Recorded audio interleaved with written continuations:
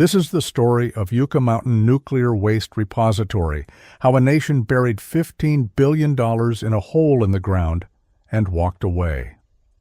The desert smells like nothing at first. That is what people always say. You step out of the car in the Mojave, and the heat hits you like a door swinging open from a furnace. Dry, absolute, final. And then, after a moment, you smell it. The rock, ancient dust. Something mineral and old. Baked for 10,000 years under a sun that does not apologize. It is the smell of a place that was supposed to outlast everything. They chose this mountain because nothing could touch it, because it was remote, because it was quiet, because, they said, it would be safe for 1,000,000 years. Yucca Mountain was supposed to solve America's most dangerous secret, and instead became one of the most expensive failures in the history of the federal government. Yucca Mountain, Nye County, Nevada. A ridge of volcanic rock in the high desert, 70 miles northwest of Las Vegas, close enough to see the glow of the Strip on a clear night, far enough that most Americans never thought about it twice. For 3 decades, it was the centerpiece of a plan to permanently dispose of the most dangerous material human beings have ever created. The ambition was extraordinary. The collapse was worse. This is what happened. There is a particular kind of optimism that only exists in America after a war has been won. A belief, almost physical in its certainty, that the right combination of money, engineering, and political will can solve any problem.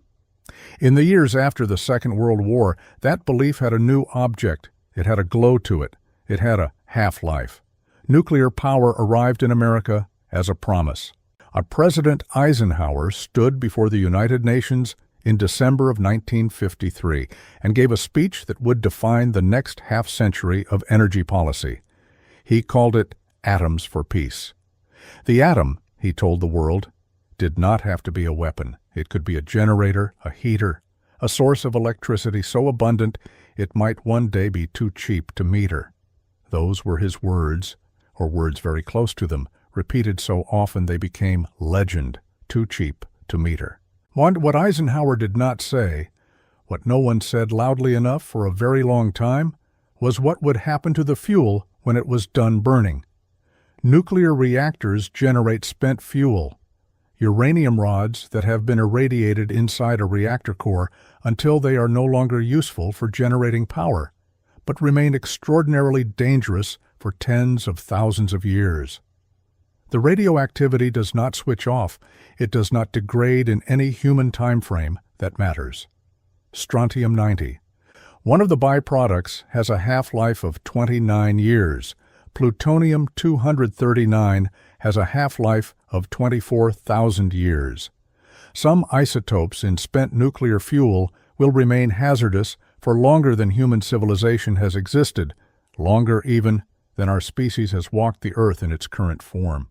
By the 1970s, America had a serious problem. Spent nuclear fuel was piling up at reactor sites across the country, sitting in cooling pools, stored in steel and concrete casks, waiting for a permanent solution that had not yet been built. The reactors kept running. The waste kept accumulating, and Washington kept promising that a solution was coming.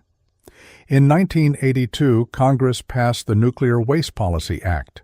It was a landmark piece of legislation, a formal acknowledgement that the federal government had an obligation to deal with the waste it had spent 30 years encouraging the private sector to create.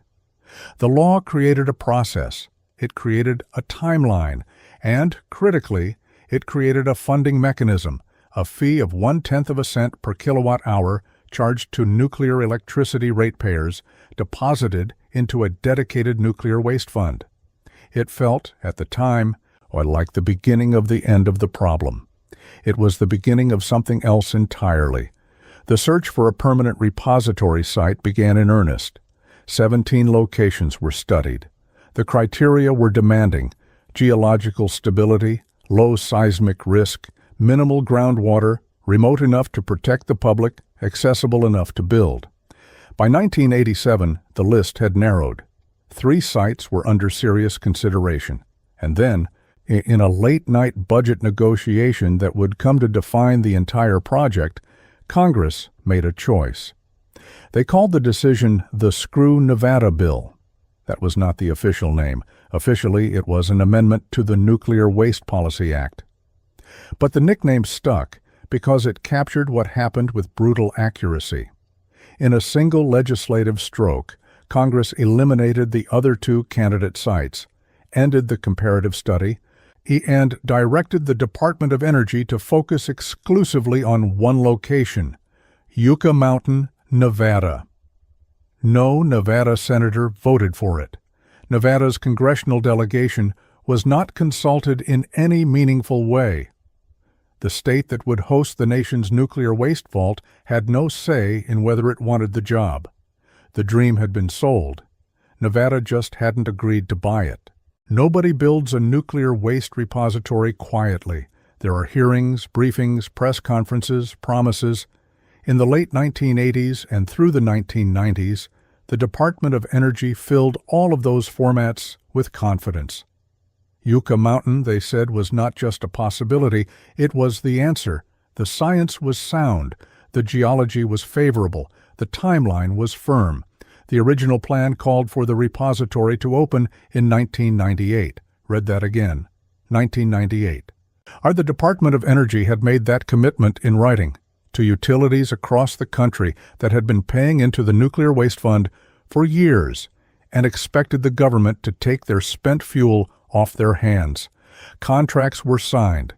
Utilities planned around that date. And for a brief optimistic period in the mid-1980s, it seemed like the machinery of the federal government was actually moving. John Bartlett, the first director of the Office of Civilian Radioactive Waste Management, the DOE office created specifically to manage Yucca Mountain, was a careful, methodical man. He understood the technical complexity of what was being attempted. Drilling tunnels into a volcanic ridge, installing monitoring systems, designing a repository that had to remain sealed and safe for a time frame that dwarfed the entire history of recorded human civilization. He raised concerns about the schedule. He pushed for more time. He was not always heard. The Nuclear Waste Fund, meanwhile, was accumulating money at an extraordinary pace. Ratepayers across the country were contributing hundreds of millions of dollars per year. By the early 1990s, the fund held several billion dollars. The project had a budget. It had a mandate. It had a site. What it did not have, what no one would admit for years, was a clear path to actually opening. And the geology of Yucca Mountain was more complicated than the early surveys suggested. The rock, a compressed volcanic ash called tuff, had fractures running through it. Fractures meant potential water pathways. Water was the enemy. Groundwater percolating down through the mountain could, in theory, reach the buried waste canisters and eventually carry radioactive material toward the water table below. The Department of Energy's own scientists were modeling these pathways. Some of the models were reassuring, others were not. And then there was the question of Nevada. The state had no legal authority to veto the project. Congress had made that clear. But Nevada's leaders, from the governor's office to the state legislature, had made opposition to Yucca Mountain a defining political cause. They commissioned their own scientific studies. They challenged the federal findings. They sued. They held hearings. Governor Bob Miller, in 1989, flatly declared that Nevada would fight the repository at every step. His successor, Kenny Gwin, said the same thing, as did the one after that. The resistance was not merely political theater. Nevada raised legitimate scientific questions that the DOE was never quite able to fully answer. Questions about earthquake risk, about the long-term behavior of water in the mountain, about whether the site could actually perform the way the models predicted over the timescales required. Yucca Mountain sits in one of the most seismically active regions in the continental United States. Small earthquakes are not unusual there. A magnitude 5.6 earthquake struck less than 12 miles from the proposed repository entrance in June of 1992. While federal scientists were actively studying the site, the DOE absorbed the questions, filed the objections, and kept moving. The 1998 deadline came and went without a single canister of spent fuel being moved. No one was fired. No one was formally held accountable. The fund kept collecting money. The promises kept being made. And deep in the mountain, the drilling had barely begun. To understand the true weight of what the federal government had undertaken, consider the numbers. By the year 2000, the Nuclear Waste Fund had collected more than $16 billion from American ratepayers, roughly equivalent to the entire annual budget of the National Aeronautics and Space Administration at the time. The original 1998 opening deadline had slipped by more than 2 decades, with no new firm date in sight. The DOE's characterization work at Yucca Mountain, the drilling, the testing, the scientific evaluation, had already cost more than $6 billion, and the repository had not yet been licensed, let alone opened.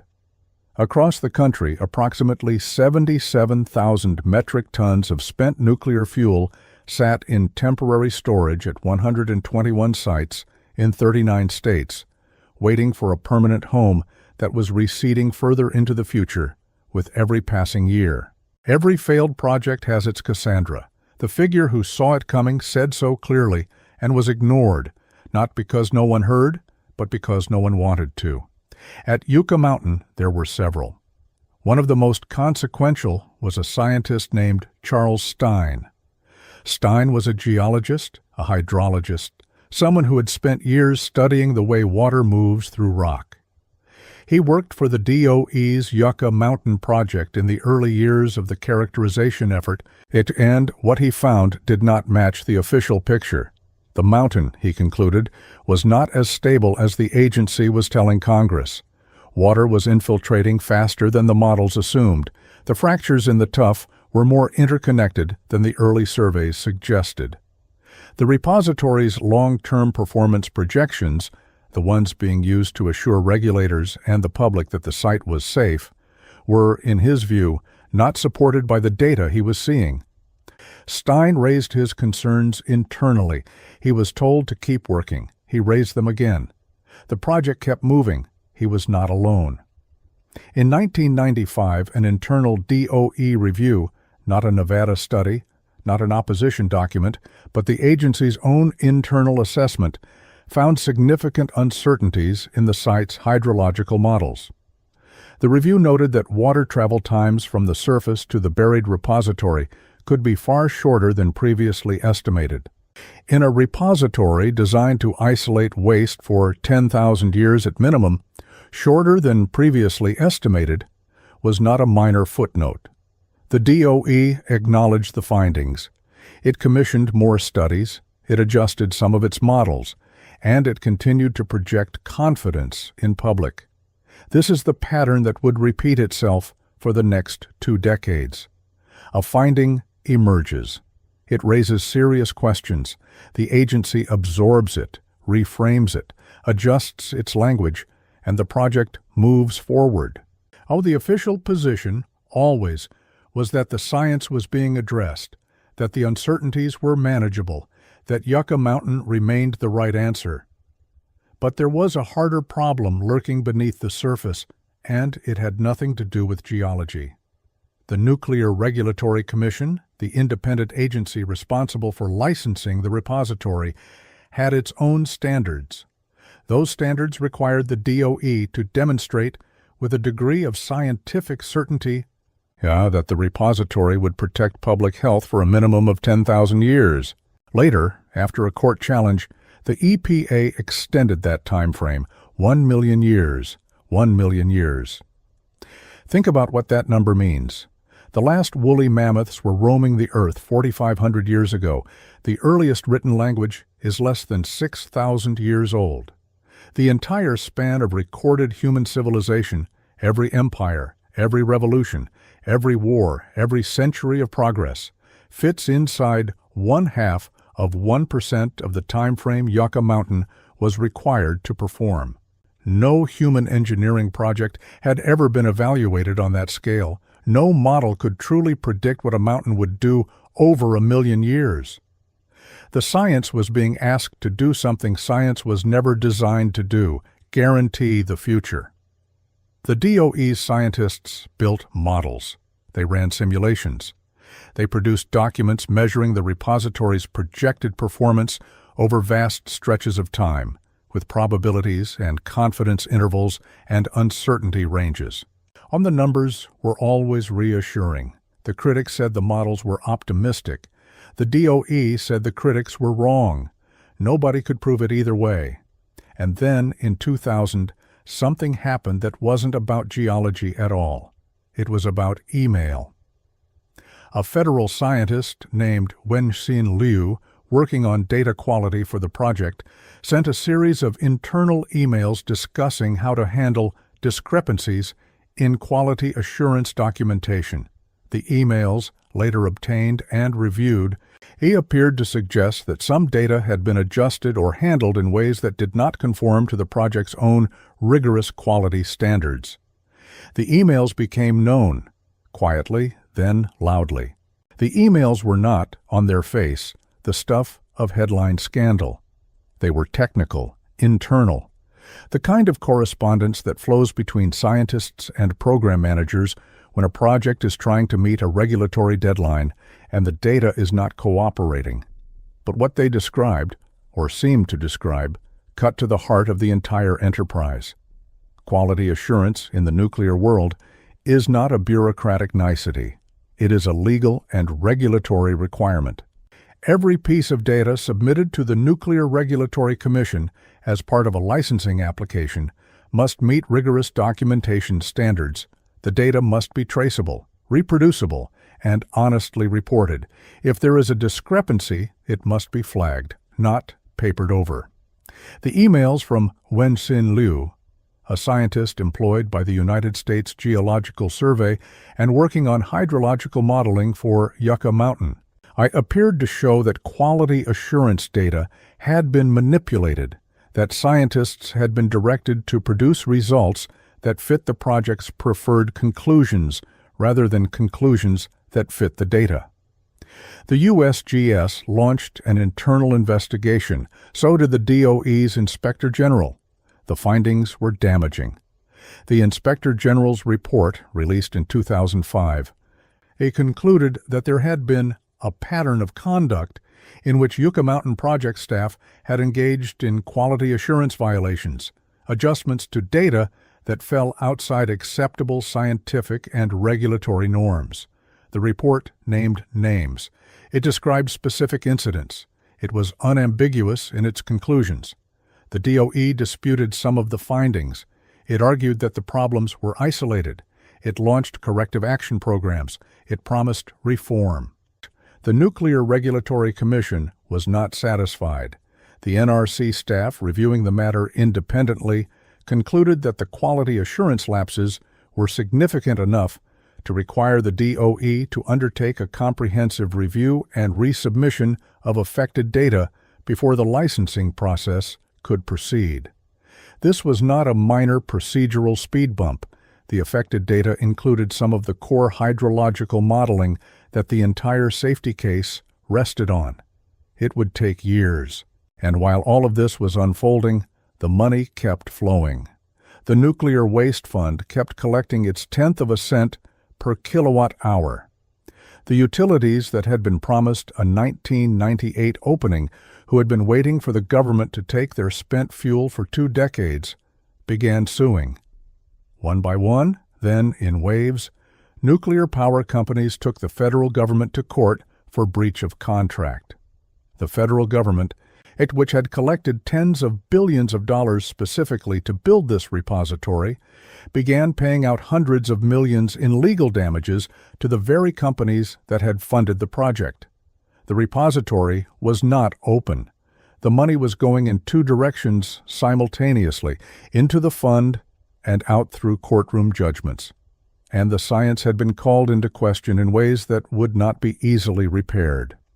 By 2004, the DOE finally submitted its license application to the Nuclear Regulatory Commission. The application ran to 8,900 pages. It was, by any measure, a monumental document, the product of 20 years of scientific work, billions of dollars of characterization, thousands of researchers and engineers and contractors. The NRC accepted it for review. The process would take years, maybe decades. In Nevada, Governor Jim Gibbons responded with characteristic restraint.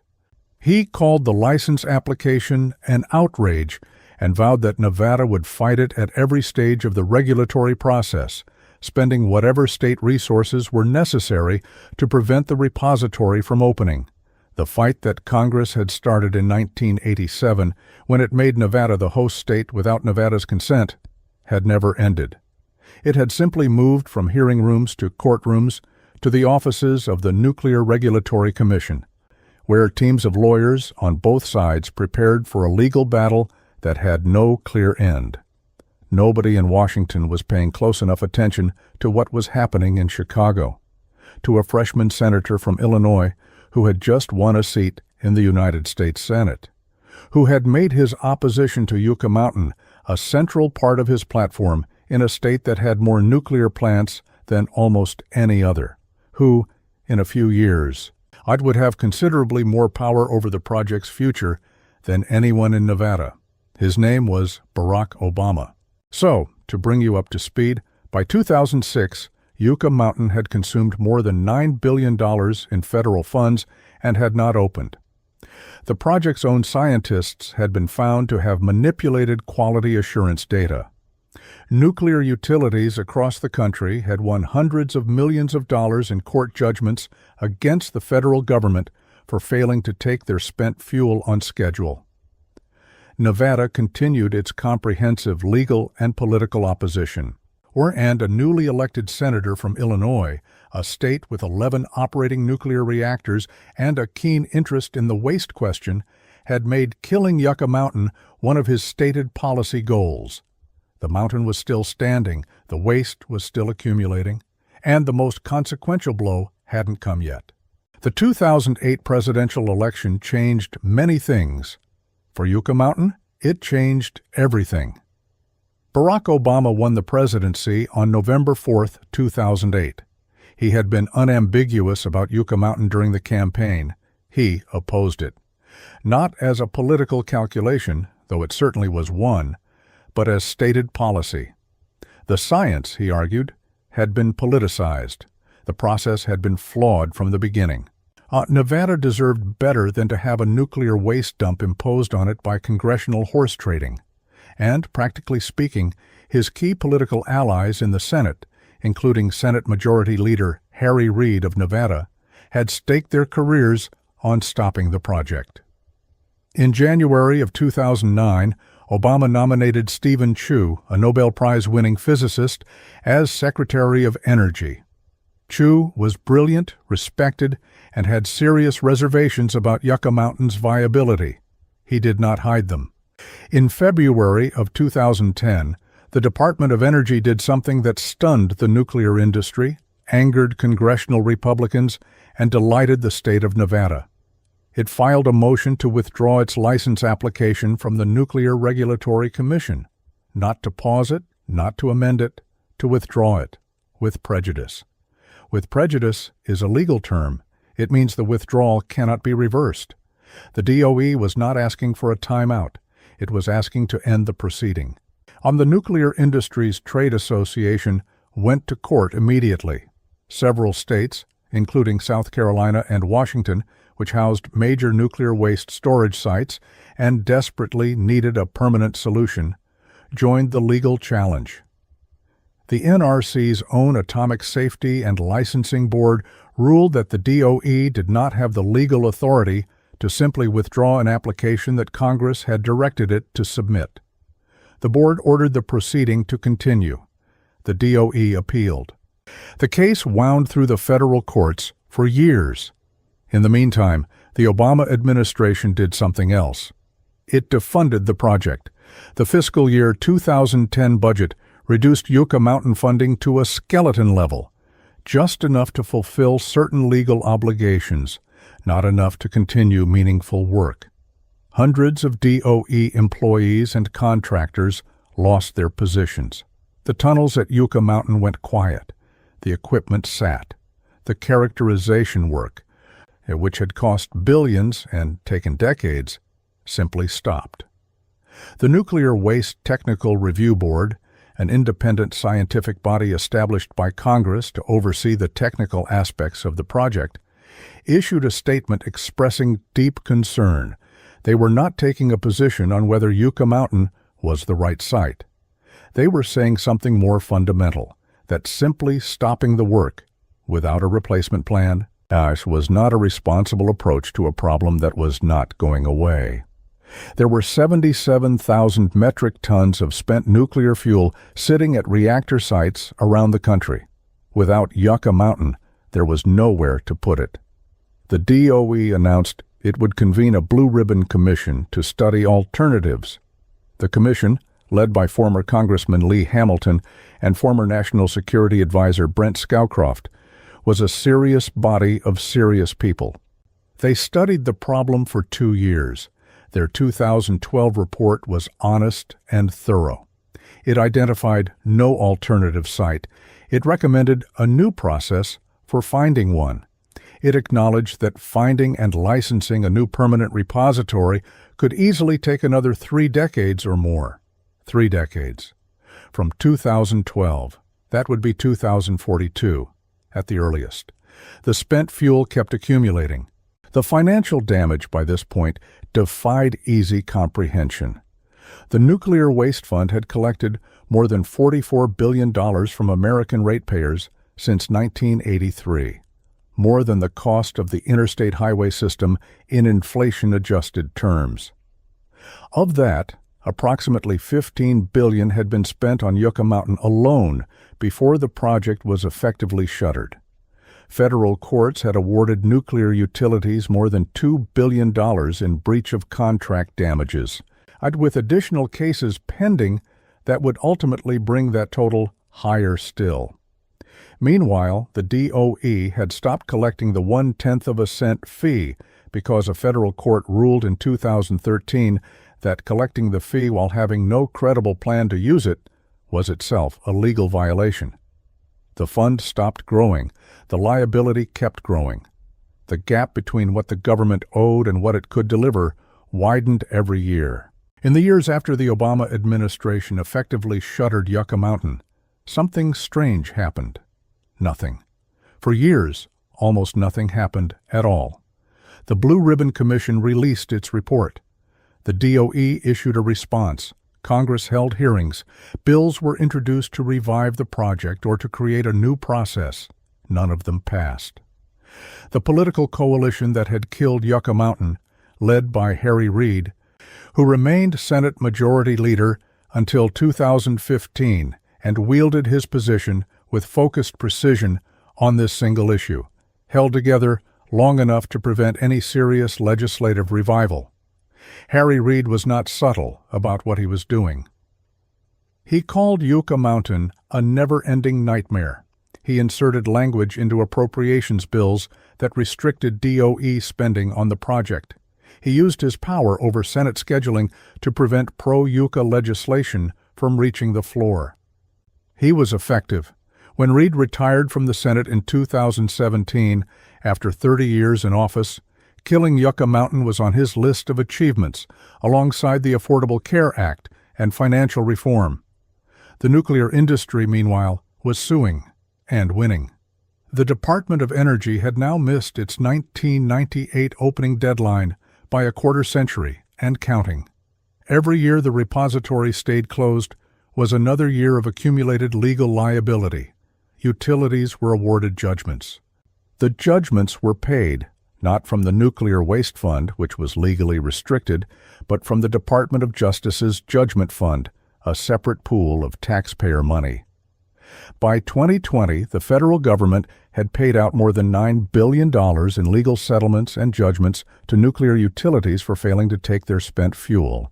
$9 billion from a separate account, on top of the $15 billion already spent building a repository that never opened. On the total public cost of the Yucca Mountain failure, counting direct project spending, legal payouts, and foregone nuclear waste fund collections, had climbed past $30 billion. And the spent fuel was still sitting where it had always been sitting. Nuclear plant operators had adapted. They had expanded their on-site storage capacity, building more dry cask storage, installing more cooling pools, engineering around a problem that the government had promised in writing to solve. These adaptations were not free. They were not what the plants were designed for, and they were not permanent. Dry cask storage is considered safe for decades, not for the centuries or millennia that spent nuclear fuel will remain dangerous. In 2017, the Trump administration announced it would seek to revive the Yucca Mountain licensing process. It included funding for the project in its first budget request. The nuclear industry welcomed the announcement. Nevada responded as it always had, with coordinated, sustained opposition. The funding was not appropriated. The licensing process did not restart. Nevada's congressional delegation held the line their predecessors had drawn. The mountain remained empty. The tunnels remained sealed. A federal court of appeals in 2016 had ordered the Nuclear Regulatory Commission to complete its safety evaluation of the DOE's license application using the remaining funds in the NRC's budget, meaning that a formal safety review was technically underway, with a staff of a few dozen people working through thousands of pages of technical material with no clear mandate and no certain outcome. It was, in every sense, a project in suspended animation, not dead, not alive, waiting. Drive out to Yucca Mountain today, and you will find something that feels like the set of a film that never finished shooting. The access road exists. The support facilities exist. A tunnel, the exploratory studies facility, runs 5 miles into the heart of the mountain, carved at a cost of hundreds of millions of dollars, its walls embedded with monitoring instruments and scientific sensors that quietly kept collecting data for years after the scientists stopped coming. And the Department of Energy maintains a small presence there, caretakers essentially, people to keep the lights on in the buildings that remain active, to monitor the instruments that are still running, to make sure that the billion-dollar investment in physical infrastructure does not deteriorate beyond recovery. They are waiting for a decision that has not come. The nuclear waste the mountain was meant to hold is still out there. 77,000 metric tons when last comprehensively counted, now more.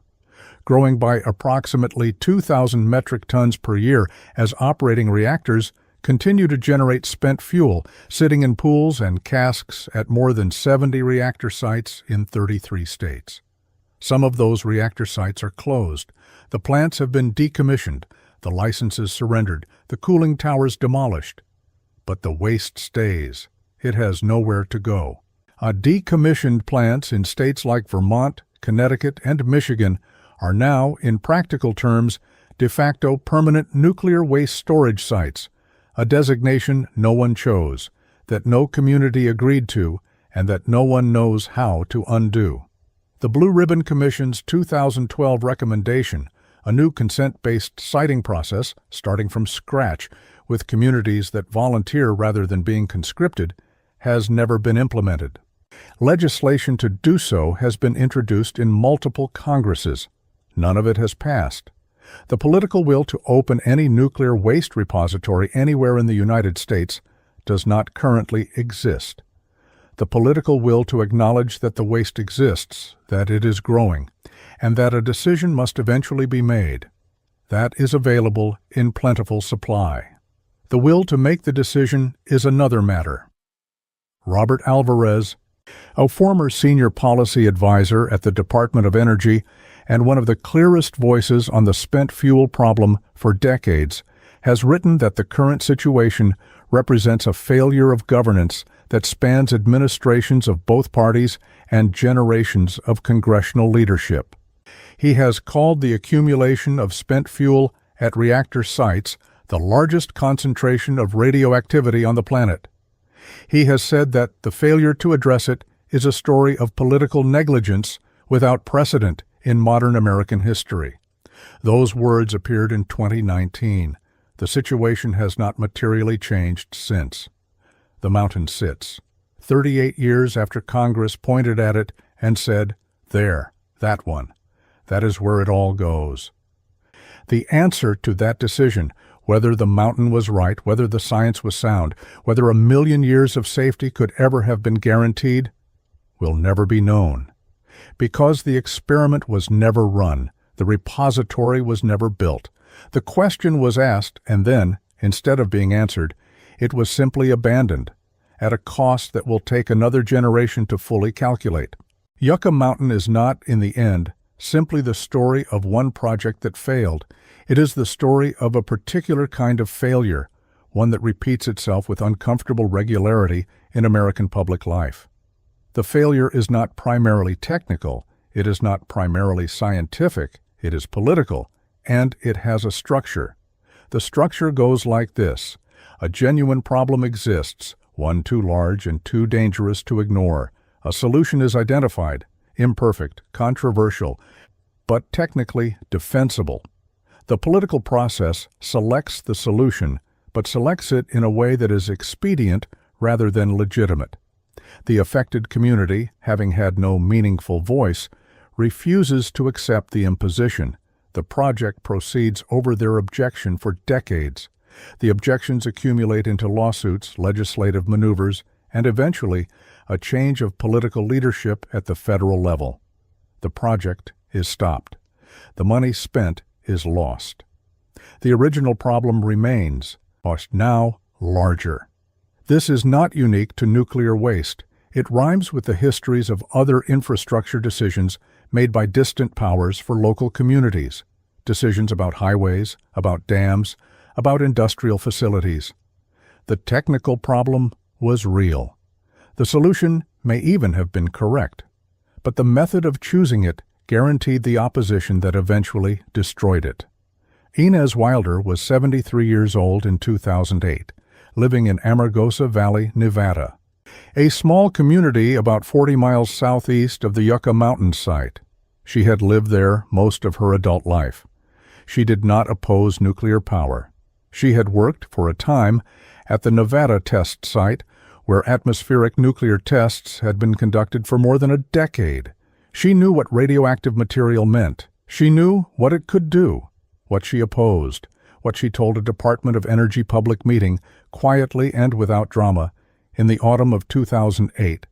Shortly before the Obama administration would begin unwinding the project, was the idea that her community had never been asked.